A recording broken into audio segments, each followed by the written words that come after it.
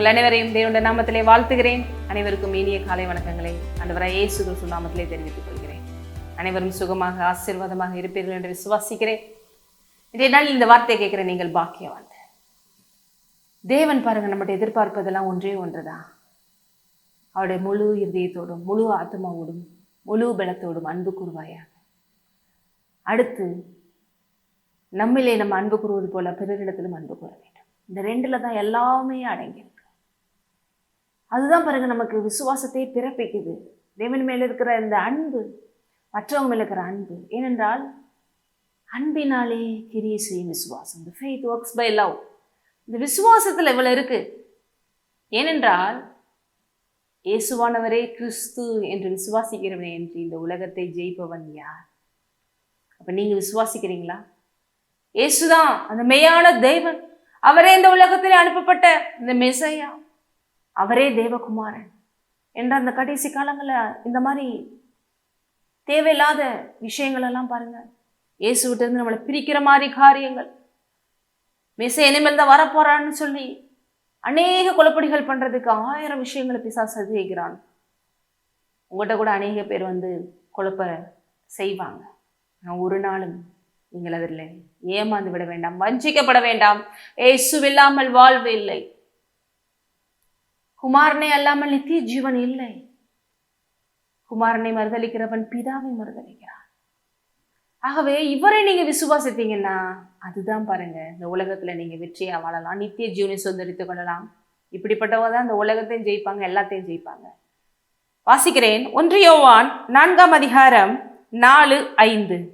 தேவனால் பிறப்பது எல்லாம் உலகத்தை ஜெயிக்கும், நம்முடைய விசுவாசமே உலகத்தை ஜெயிக்கிற ஜெயம்.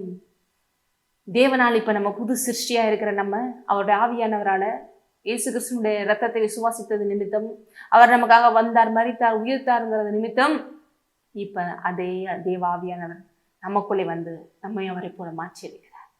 இப்ப நம்ம தேவனால பிறந்திருக்கிறோம். நம்ம தான் இந்த உலகத்தை என்ன பண்ணுவோமா? ஜெயிப்போம். ஏனென்றால் இந்த உலகத்துல எதிர்த்து வருகிற இந்த பிசாசு அவனுடைய சதித்திட்டங்களோட எதிர்த்து நிற்க ஒரே பெலன் நமக்கு மாத்திரமே இருக்கு. அவனை வீழ்த்த ஒரே பெலன் நமக்கு மாத்திரமே இருக்கு. அவனை ஒன்றுமில்லாமல் மாற்றின இயேசு கிறிஸ்து நம்மோடு இருப்பதாலே அப்ப அவரை விசுவாசிக்கிறதா நமக்கு பலன். அந்த விசுவாசம் தான் பாருங்க இந்த உலகத்தை ஜெயிக்க வைக்கும். உலகத்தை ஜெயிக்கிற ஜெயம் நம்ம தேவன் மேல வச்சிருக்கிற அந்த விசுவாசம் தான். மேலும் போட்டிருக்கு, இயேசுவானவர் தேவனுடைய குமாரன் என்று விசுவாசிக்கிறவனே அன்றி வேற யாரும் இல்ல. இயேசுதான் தேவனுடைய குமாரன் என்று விசுவாசிக்கிறவனே அன்றி உலகத்தை ஜெயிக்கிறவன் யார்? ஹல்லேலூயா. அப்ப நீங்களும் நானும் தான் ஜெயிக்கிறோம். எவ்வளவு எதிர்ப்புகள், பிரச்சனைகள் ஒன்று எதிர்த்து வந்தாலும், உலகம் நம்மள மைனாரிட்டின்னு சொன்னாலும் ஜெயிக்க போறது என்னமோ நம்ம தான். ஆகவே இந்த நம்பிக்கையோடு இந்த நாளை ஃபேஸ் பண்ணுங்க. தேவனுடைய நாமத்துல முன்னேறி சொல்லுங்கள். இப்படி விசுவாசத்துல நீங்க முன்னேறி போகும்போது தாவீதை போல கோலியாத்தை ஈஸியா ஜெயிக்கலாம். காலேப், யோசுவா எப்படி ஈஸியா சுதந்திரிக்கலாம் கானான்னு சொன்னாங்களோ அதே போல நீங்களும் சொல்லுவீங்க, சுதந்திரிப்பீங்க. தேவ மனிதர்கள் எல்லாம் விசுவாசத்தை கொண்டு எப்படி ஜெயிச்சாங்களோ அதே போல நீங்களும் ஜெயிப்பீங்க. இந்த நாள்ல இந்த விசுவாசம் அநேக காரியங்களை ஜெயிக்க வைக்கும். ஜெபிக்கலாம். ஹல்லேலூயா.